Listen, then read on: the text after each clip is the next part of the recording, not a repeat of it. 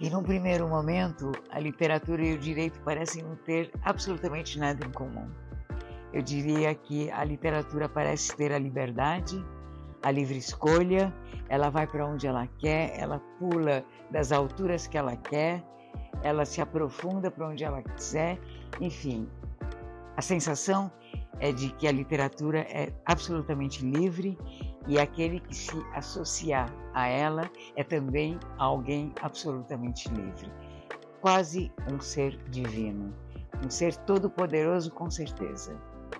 E quando a gente pensa no advogado, ou no juiz, ou no jurista, a gente sempre vê na imagem, na primeira imagem, alguém extremamente obediente, alguém que segue princípios, alguém muito ético, que tem toda uma regulamentação. Enfim, eu poderia dizer que o que eles têm em comum é a grande diferença entre eles. A liberdade na literatura e o acatar dentro do direito. Mas isso é só à primeira vista. Por que é só à primeira vista? Porque quando você se debruça realmente sobre o direito, tudo bem, então o jurista ele tem que acatar, respeitar, punir, não deixar ultrapassar, transgredir as leis. Mas como é que o legislador faz as suas leis? Qual é o grande problema do legislador ao fazer as leis? Ele tem que ter consciência que a lei que ele cria, ela vai servir à humanidade, ela vai servir as pessoas que o elegeram como legislador. Ele tem que prever comportamentos que se adequem a essas leis. E ele tem que prever punições para o caso de uma transgressão. Então, existe aqui uma questão temporal entre a lei, entre o legislador que pensa a lei e a lei em exercício.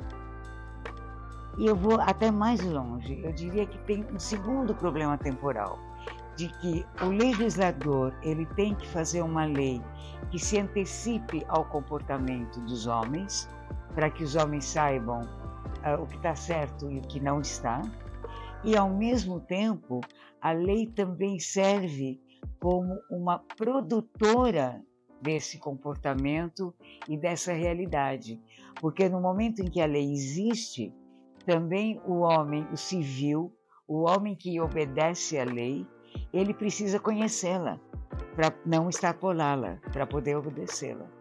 Então você tem aqui dois sentidos absolutamente encavalados um no outro, aonde o direito vive de uma forma talvez dupla, numa potência, a segunda potência, a história de não estar na liberdade da feitura. Ele provoca, ele produz a não liberdade.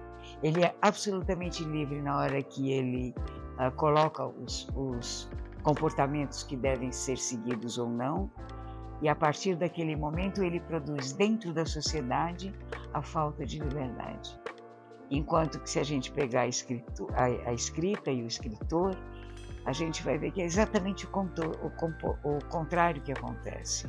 Mesmo quando você tem uma cena inicial para compor um grande romance, na hora em que você começa a escrever, como o romance começa a populacionar o seu ambiente, né? Você começou lá com uma pequena cena, por exemplo, uma cena numa sala de parto, e aí vão as conversações entre as parturientes, e vão acontecimentos e as famílias, e vai crescendo, vai ampliando.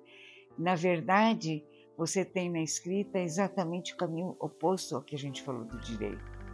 A escrita vai se multiplicar, potencializar, complicar, e fica tudo muito amarrado um com o outro. Não existe mais, como existe naquele direito que a gente estava descrevendo, uma linha única, cuja tendência é sempre afinar ainda mais, para poder chegar no momento perfeito da paz total e da igualdade total entre todas as pessoas. Enquanto que o romance, ou a escrita, eu diria que ele está aí para complicar. Então, no que eles se parecem, eu acho que eles se parecem muito, porque eles se complementam. Então, eles juntos conseguem fazer uma coisa muito maluca, juntando-se os dois, e é por isso que eu estou aqui falando hoje sobre o direito e a literatura, porque eu acho que seria muito bom para o direito ter um pouco mais de literatura dentro de si, para os advogados poderem pensar um pouco mais dessa forma multiforme e dessa forma de um caminho que se faz andando, porque no caso do direito, o mapa já está dado, os caminhos estão todos lá desenhados. E é por isso, olha só, né, que o direito prevê, porque ele, na hora que ele pensa na liberdade em ter mais ruelas e mais vielas, ele vai lá e ele desenha elas no mapa. Enquanto que o escritor, ele é desenhado pelas ruelas que vão aparecendo.